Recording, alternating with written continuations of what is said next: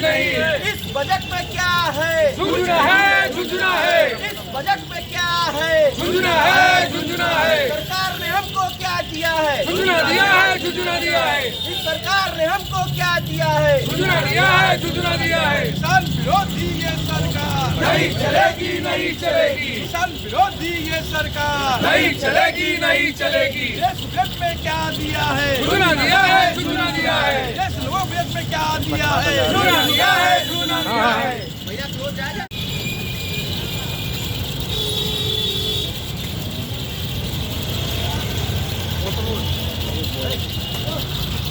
चलवा दे। बोल दीजिए, हम बोल दीजिए, बोल दीजिए, हम बोलिए। इन लोगों को महायोजना बजट 2021-22 में मिला आपको झुंझुना। महायोजना 2021-22 में मिला आपको झुंझुना। क्या बोलिए नहीं का कौन है? अरे यार तो आगे क्यों आ गया?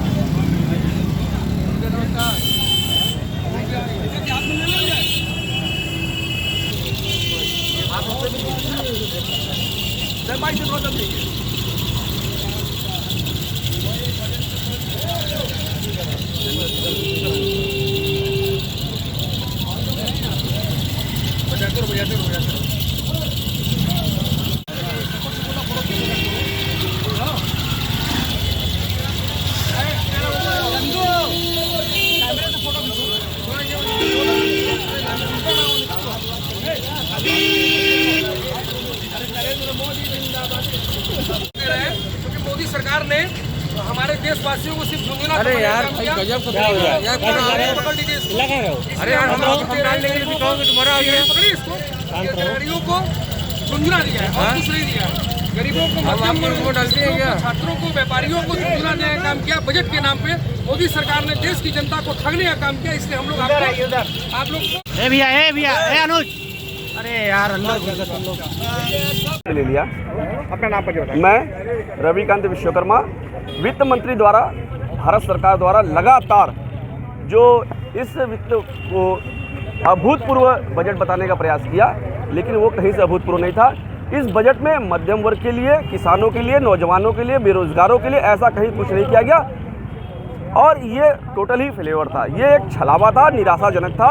इसलिए हम लोग उनके झुंझुना को बजट के नाम से जो उन्होंने हमको दिया, हम उनका झुंझुना वापस करते हैं।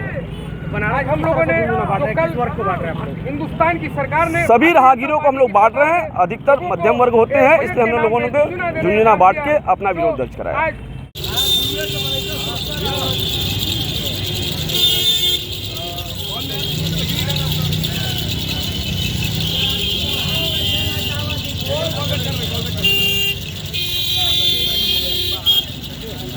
आगे भैया, बस आगे भैया।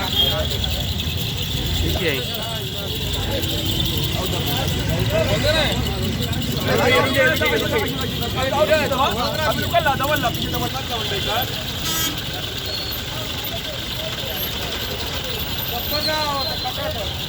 पीछे पड़ जाओ भाई,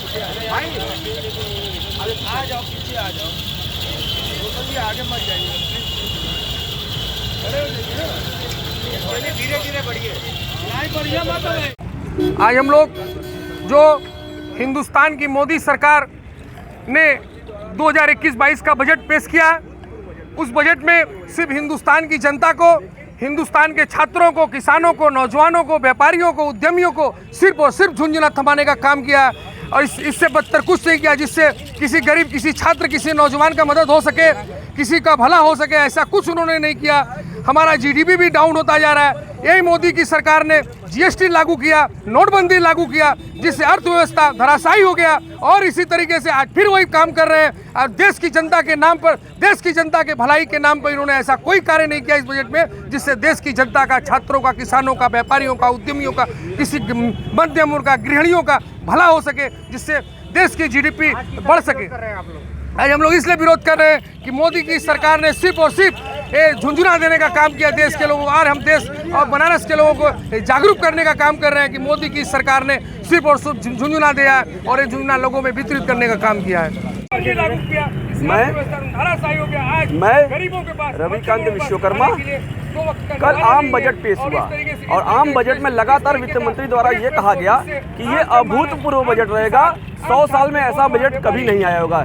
लेकिन कोविड की वजह से देश खुद ही अभूतपूर्व स्थिति में है, लेकिन लोगों को बजट से बहुत ही निराशा लगी। ये इनका बजट टोटल ही छलावा और निराशाजनक था। इन्होंने आम वर्ग के लिए, मध्यम वर्ग के लिए ऐसा कहीं कोई निर्णय नहीं लिया और ये बजट के माध्यम से लोगों को झुंझुना थमाने का काम किए। इसीलिए हम सभी साथी लोगों को प्रतीकात्मक झुंझुना थमा के अपना विरोध दर्ज करा रहे हैं। ये बजट टोटल ही निराशाजनक था।